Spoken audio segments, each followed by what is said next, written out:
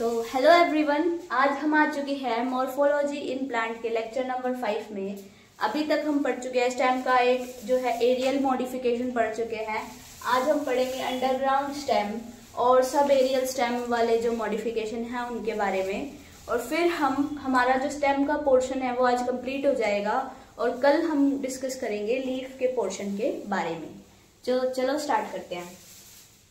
Underground stem का क्या काम होता है, वो जमीन के नीचे है तो उसको है ना वो कितना भी फैल सकती है जमीन के नीचे, उसे एरिया ज्यादा मिलता है। क्योंकि अगर वो जमीन के ऊपर फैलेगी तो वो मतलब गिर सकती है, उसे इतना सपोर्ट नहीं मिलेगा। लेकिन मिट्टी के नीचे उसे काफी ज्यादा सपोर्ट भी मिल सकता है और वो कितना भी फैल भी सकती है। तो अगर कोई भी चीज अंडरग्राउंड है तो वो समझ लो उसके लिए मॉडिफिकेशन है, किसके लिए, फूड स्टोरेज के लिए। और सेकंड है वेजिटेटिव प्रोपोगेशन के लिए।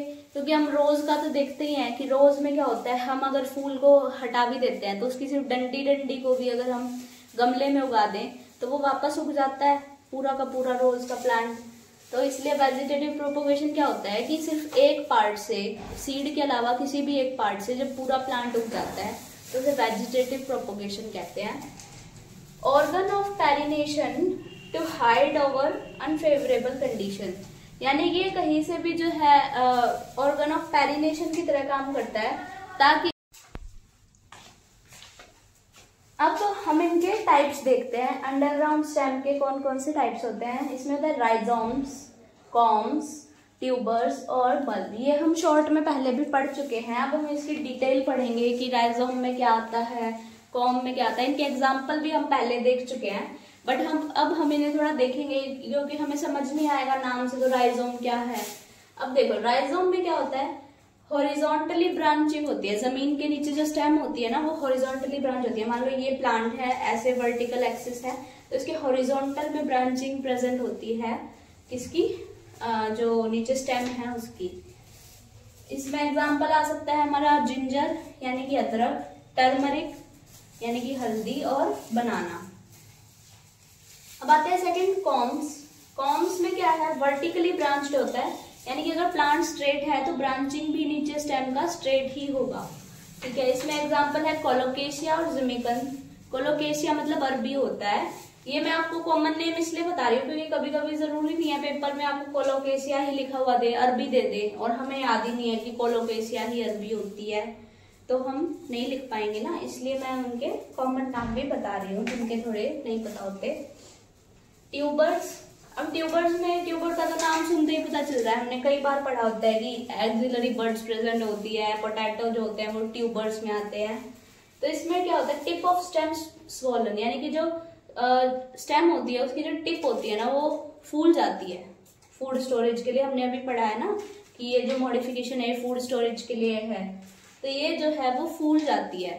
और इसमें क्या होता है, वो होता है ना वेजिटेटिव प्रोपोगेशन, यानी कि इसमें सीड की जगह आलू में जो बड्स होती हैं उनसे नया प्लांट उग सकता है। अगर आप एक आलू को गमले में डाल दोगे तो नया आलू उग के तैयार हो सकता है क्योंकि उसमें बड्स होते हैं।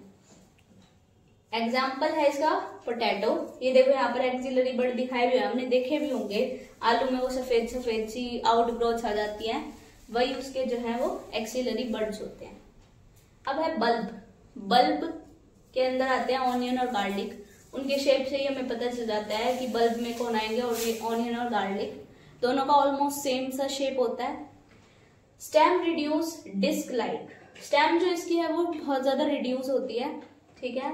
और डिस्क लाइक यानी कि उसके जो आप पेटल्स निकालते हैं हम जब ऑनियन के, तो आप देखोगे वो डिस्क लाइक थोड़े होते हैं और एडिबल और फ्लैशी लीफ होते हैं उसके जो लीफ होते हैं वो खाने लायक लीव्स होते हैं, ठीक है। इसके एग्जाम्पल में आगे हमारे पास ऑनियन और गार्लिक। अब हम पढ़ते हैं इसके अंदर सब एरियल स्टेम के बारे में। हमने एरियल पढ़ लिया है, अंडरग्राउंड पढ़ लिया है और अब हम पढ़ेंगे सब एरियल स्टेम के बारे में। ये जो है वो स्प्रेड हो जाती है यानी कि फैल जाती है। और वेजिटेटिव प्रोपोगेशन यानी कि किसी और पार्ट से, सीड के अलावा किसी और पार्ट से जब पूरा प्लांट हम ग्रो कर लेते हैं तो उसे क्या बोलते हैं, वेजिटेटिव प्रोपोगेशन। तो चलो इनमें देखते हैं कौन कौन आते हैं। रनर्स, स्टॉलन्स, ऑफसेट और सकर।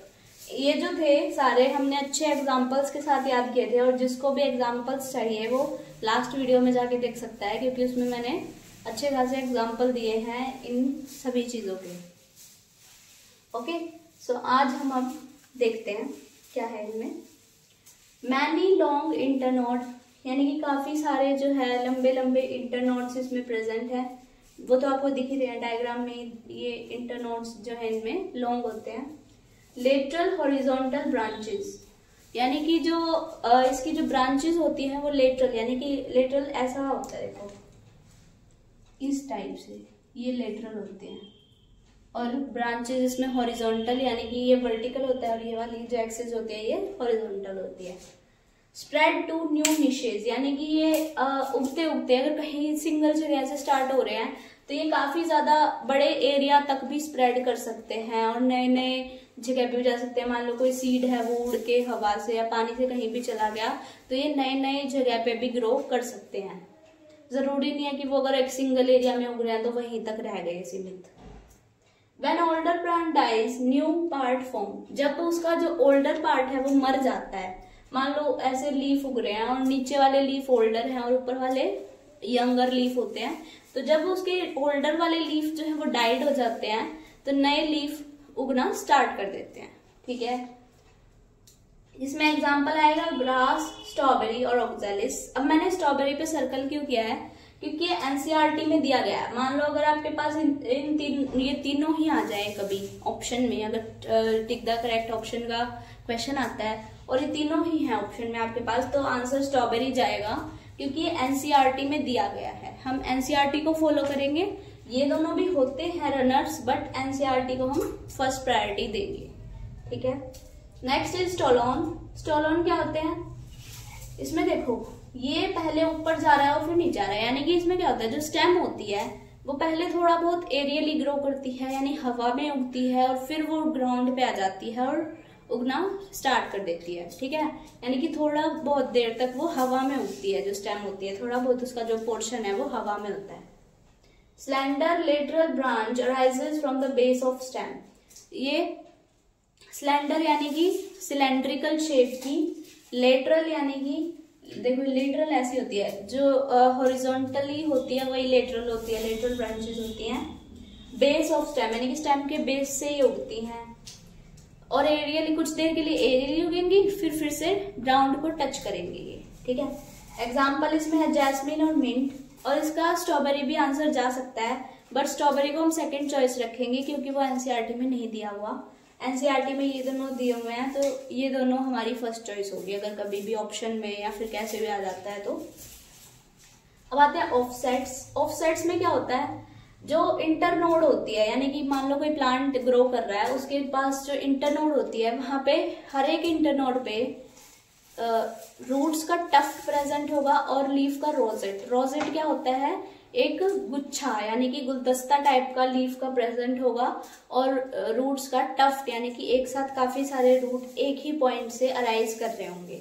ठीक है, इस टाइप से ये वाली जो स्टेम है वो प्रेजेंट होती है।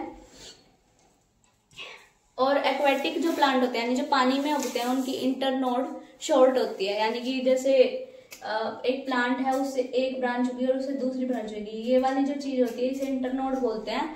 और एक्वेटिक प्लांट के अंदर इंटरनोड जो है वो काफी ज्यादा छोटी होती हैं। इसके एग्जांपल्स है हमारे पास इकॉर्निया और पिस्टिया। सकर्स आते हैं हम, लास्ट है ये सकर्स। सकर्स में क्या होता है, इनमें जो है ब्रांच सब में लेटरल है। देखो आप नोटिस करो सारे ही जो प्लांट्स हैं उनमें लेटरल ब्रांचेस है, यानी कि हॉरिजॉन्टली जो है वो ब्रांचेस जा रही हैं। बट इसमें क्या डिफरेंस है कि जो पहले हमारे पास स्टोलोन में क्या था, थोड़ी देर तक एरियली ग्रो कर रही थी स्टेम और फिर ग्राउंड को टच कर रही थी। इसमें क्या होगा, स्टेम जो है वो कुछ देर तक जो है ग्राउंड के नीचे ग्रो करेगी और फिर हवा में आएगी, यानी कि ऊपर वापस आएगी। ठीक है, देखो grow beneath the soil horizontally and then comes out. इसमें ये दोनों एक दूसरे के आप कह सकते हो अपोजिट है। ओके, और इसमें लीफी शूट प्रेजेंट होती है, यानी कि जो हमारी स्टेम होती है उसके ऊपर काफी सारे लीव्स प्रेजेंट होते हैं।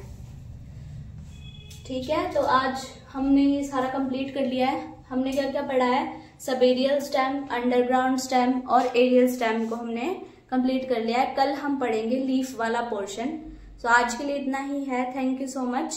अगर मेरा वीडियो अच्छा लगा तो चैनल को लाइक करो, सब्सक्राइब करो और शेयर करो। वो आपने फिर से कटिंग शुरू कर दी थी ना बीच में, आवाज नहीं आएगी मेरी।